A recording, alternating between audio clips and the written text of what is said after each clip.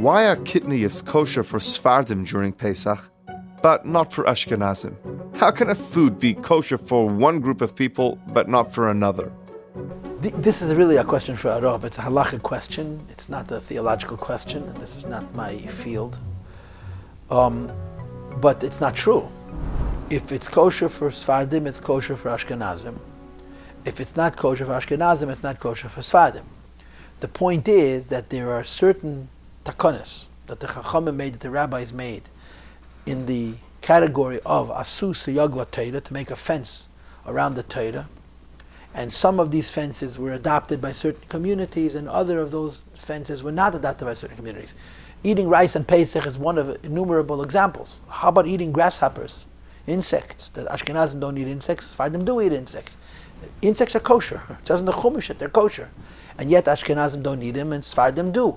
It's not that it's not kosher for Ashkenazim, it's that the Ashkenazim, for whatever reason, the Chachamim decided that they should make a gzeira, and not, God forbid, they're adding to the Torah.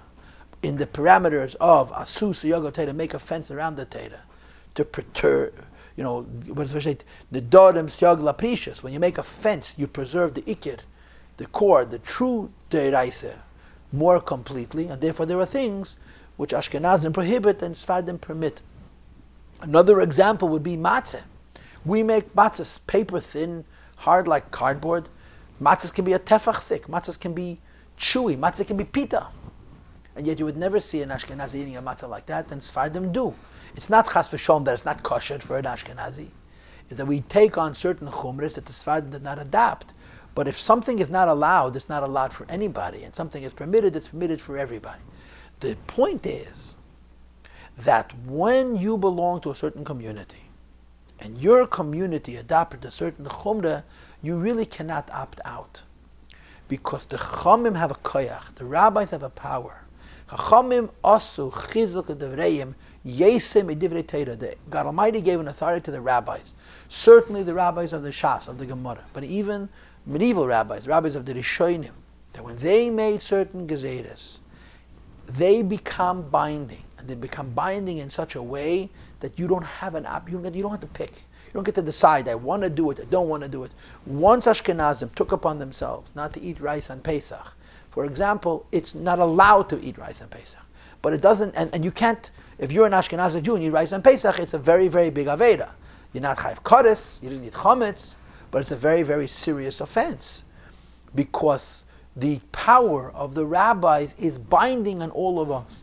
And if I can use a mystical criteria to enhance it, I would put it to you this way. The Alter Rebbe in Tanya makes it very clear that today for food, non-kosher food, is sholosh kupas at meiz gamri, is the worst kind of klip. Kosher food is a lesser kind of klip. When rabbis make a kosher food not kosher, for example, chicken and milk is allowed to be eaten min ha-Torah. The Chachamim said you're not allowed to eat chicken with milk, and there was a rabbi named Rabbi Yossi Paltiel who permitted people to eat chicken with milk. Once halacha became that you're not allowed to eat chicken with milk, the Alter Rebbe says in Tanya, the chayis, the vitality of this food is from sholosh klipas atmeis lagamri. When the rabbis enact a gzeira against a food that until a certain point was kosher, they change its reality on a mystical level.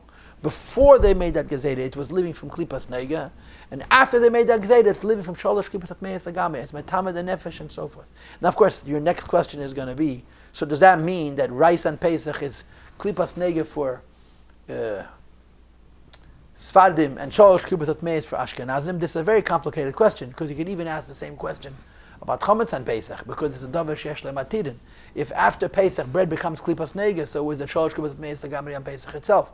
So we'll leave that alone.